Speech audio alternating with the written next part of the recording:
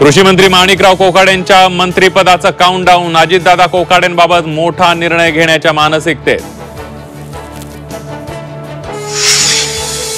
राष्ट्रवादी काँग्रेसचे प्रदेशाध्यक्ष सुनील तटकरे मुख्यमंत्री फडणवीसांच्या भेटीला, कृषी मंत्री माणिकराव कोकाटे प्रकरणात चर्चेची शक्यता।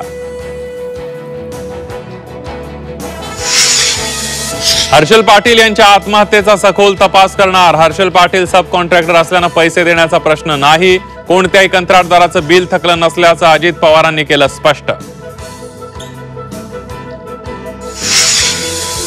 पालघरच्या मुंबई अहमदाबाद महामार्गावरील गुजराती पाट्यांविरोधात मनसे आक्रमक, हालोलीतील हॉटेलच्या गुजराती पाट्यांची मनसेकडून तोडफोड।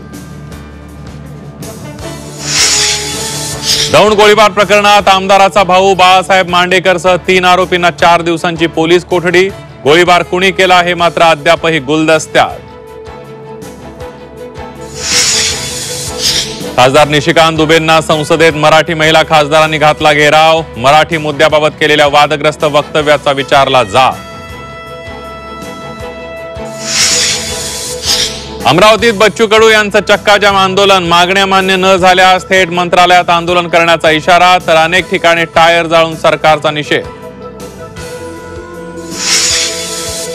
पुण्यातील खडकवासला मतदारसंघात उद्या व्हीव्हीपॅटची मतमोजणी, फेरमतमोजणी, राष्ट्रवादी शरदचंद्र पवार पक्षाचे सचिन दोडकेंचा अर्ज, चिठ्ठ्यांची मतमोजणी न झाल्यास कोर्टात जाण्याचा इशारा।